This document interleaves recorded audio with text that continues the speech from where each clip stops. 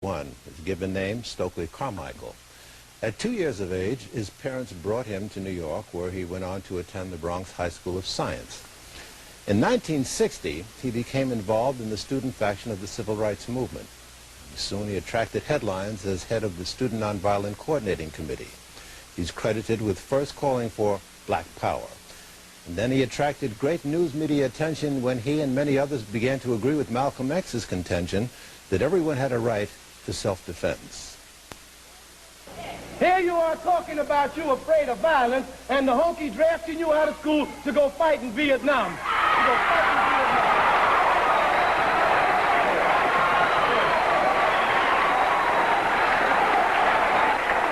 Now you ought to be crystal clear in your minds, and you ought to tell them, if violence doesn't work, then they ought to try nonviolence in Vietnam, or get off the pot. Get off the pot.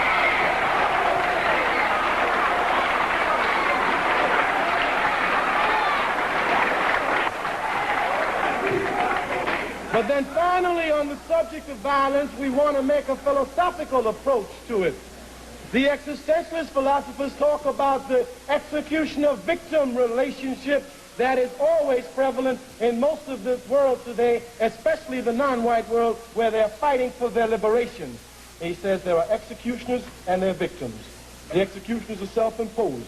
The victims begin to fight and agitate for their liberation. They use all type of means to get their liberation. The revolutionary philosopher Frantz Fanon says that what happens is that the victim begins to agitate. He uses all types of means against his executioner in fighting for a position of equality. After he tries a number of means and they do not work, he then begins to imitate the means by which his executioner kept him down. That is usually through force and violence.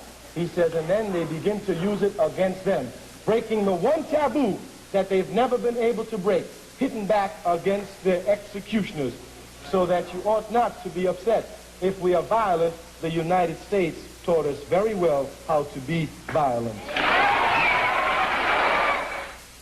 Well, the civil rights era is over, despite the fact that the grievances raised back then persist today. Our guest is a resident of Guinea nowadays and is known as Kwame Ture, widely recognized as a major figure of our times. Welcome, brother. Well, it's an honor to be here with you and to see that you're still struggling. You know, so many fall by the wayside. You've noticed. I noticed. But some just keep getting stronger, and you're one of those who keep getting stronger. Well, it takes one to call one. Well, I know it. You know, like we used to say in the 60s, we don't want racehorses, we want war horses. All right. How are you doing, really? Well, I'm doing well. I can't complain. You know, I've had some bout with cancer, which was discovered here in New York, thanks to an excellent doctor, Dr. Barbara Justice Mohammed, who's a cancer specialist in her own right, plus AIDS specialist, plus so many other specialists. Yes. But above all, she's a conscious doctor.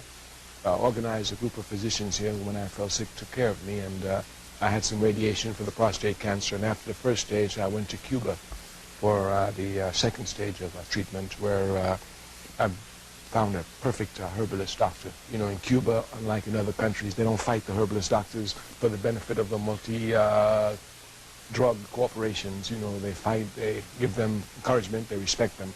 So Cuba has some of the best herbalist doctors in the world because of this. And this was, of course, along with other reasons, choosing Cuba, this was also one of the reasons. So now you're back in New York and you're planning to go back home to Guinea? I'm on my way to Guinea. This is the first time in over 25 years that I've been this long out of Africa. It's a long time. What have you been doing in Guinea all these years? You come back periodically to lecture, we know that. Well, in Guinea, I'm a member of the All-African People's Revolutionary Party, which is a party that was founded by Osagyefo Kwame Nkrumah.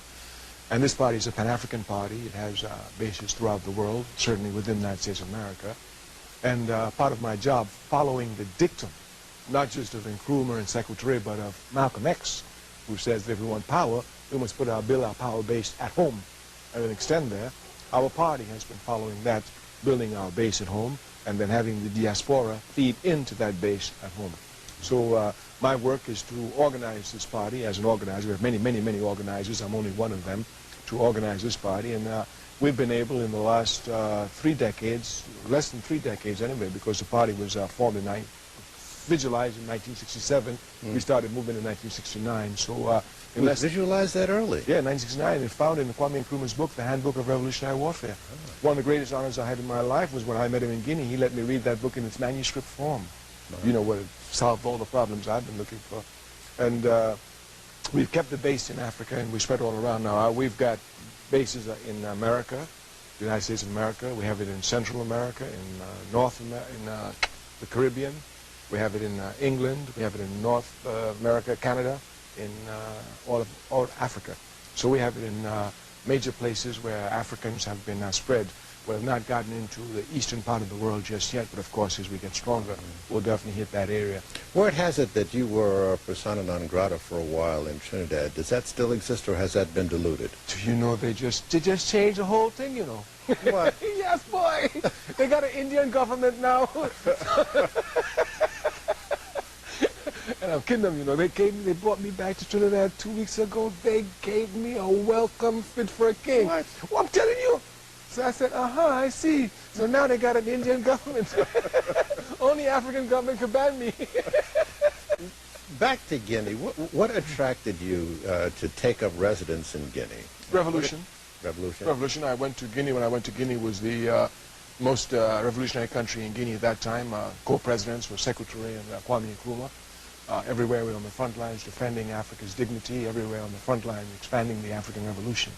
So I went there for revolution, and I've been very honored in my life. I was able to serve both of them and learn, of course, a lot. Commit at a young age many serious missions for the African Revolution, which gave me a great deal of experience. But one would argue your battlefield was on this side of the Atlantic. Well, now it'd be difficult to say that when in Trinidad you just told me I should come home. In that aspect of life, I've been very fortunate. I was born in the Caribbean, so I have ties there. I spent much struggle here in the United States. Of course, I spent over 25 years in Africa. So the people in Africa give you a little run for your story too, especially in Guinea. They're telling me, no, if you're going to die, you got to die in Guinea, so you better come on back. Were you invited by Stokely Ture? By both Secretary and by Kwame Nkrumah. It was Kwame Nkrumah. They were both co-presidents at that time. And after having been invited there for the 8th Congress of the Democratic Party of Guinea, of the African Democratic Revolution, of which I now have the honor of serving as a committee central member, and part of our work is to bring our party back to power after much oppression by French neocolonialism. But of course we're going to overcome this task. When I went to say goodbye after spending some time there, Kwame Nkrumah, he might have been joking. He said, well, where are you going? I said, well, sir, I am going to Tanzania. There I'll hook up with some of the liberation movements, and I'll probably fight with one of those liberation movements. He said, well, that's a worthy task, you know, and it's good that, you know, almost like France Fanon, you're coming to shed your blood in battle. But I thought maybe you'd like to come and be my secretary. I said, what? He said, well, you know, you're here if you're just going to, you know, fighting is good, but you guys said, oh, I'll be here. So I said, I'm coming out. I said, don't worry, I'll come back, I'll write you. So that's just how, I mean, I just couldn't say anything. I couldn't believe it, but I'm going to give him a chance to think. What sort of a man did you find Mr. Nkrumah to be? Nkrumah was a great man, obviously. That's number one. Two, I've read a lot of accounts about him in his later life, which are just untrue. In no time at all did the Osage folk ever become discouraged. On the contrary, he knew exactly the plans that he had seen and laid out for Africa would fall exactly in place as he'd seen them, which of course they are falling exactly in place. He foresaw everything that we're seeing today? He foresaw everything. Even when we used to scream about military regimes, he said military regimes have no tradition in Africa. Do you know what's a fact? In Africa, in the olden days, if you were my chief and I was your chief of staff, military chief of staff, when you died, I committed suicide and went with you. Yes!